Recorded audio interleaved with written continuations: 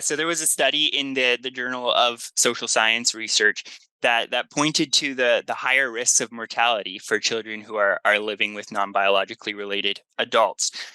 Similar studies actually are found for children living in single parent households, that there can be a higher risk of child mortality. And again, another study in the Journal of Social Science Research. So, so I think all of this just really, again, points to the necessity of, as much as possible, obviously, to biologically related, or that a child lives with their biological mother and biological father as much as possible. So one concern I had at that time, and I still do, with respect to the All Families Are Equal Act, Bill 28, which is here in Ontario, that was passed a few years ago, is it seems to, and I've heard this concern, especially from Indigenous communities, that this promotes the commodification of children. And we, of course, look to the Canada's past, where children were taken from their parents and put not with their biological parents. And again, that promotes this commodification of children. It's almost a transactional relationship here. Um, how do you respond to that kind of criticism? Is that true? Are kids becoming like commodities here? Yeah, I think the changes made through that All Families Are Equal Act in Ontario, for example, really make family about contracts rather than about relationships. And that serves to say that anyone who intends to become a parent of a child or wants to become a parent of a child can do so. And there's not really a question about what is best for the child themselves. It's simply about what the adults are choosing, what they want for their own family, but outside of kind of the natural biological relationship. So really making it about contracts, where a child is something that you can that you can access if you have the intent or the desire to do so, but without the requirement for that strong relationship, that the bond.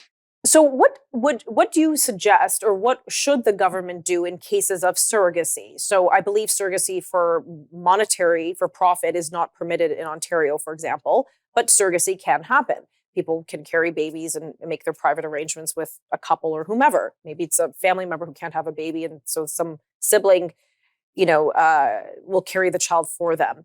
What should the government do in those kinds of cases? Because I can see on one hand there needing to be a contract to legally, and this sounds terrible, I hate using this phrase because I really am against commodification of children, but to legally assign the child to the parents who it will be their child. Maybe it's even their sperm and egg. I don't know. What kind of things would you like to see the government do, or what kind of policies can be put in place in a time of surrogacy? Mhm. Yeah, so I think one of the challenges, especially, is you have examples of women who are surrogates and don't realize kind of that, going back to that bond between a mother who gives birth and their child. They don't realize what that will feel like to give up their child. It might be they might not even be the biological mother, but just from giving birth to a child and giving that child up to others who are unrelated. So there have been some lawsuits about that kind of situation as well. I think I yeah, I believe in Quebec they had a law about that the surrogate, if she chooses not to give up the child, she's not required to.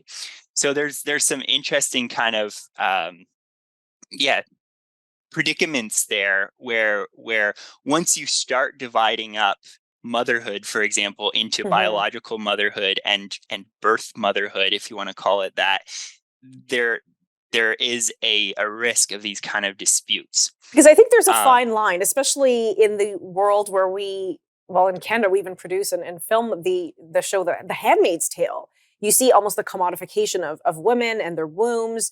And I'm, as a women's rights advocate, I'm very protective over women. And so I always wonder, well, how do we progress? How do we move forward in the time of surrogacy where we avoid that? yeah, and the legalization of surrogacy itself would be a federal jurisdiction, Right. whereas Ontario is simply applying the law through what it's done with the All Families Are Equal Act.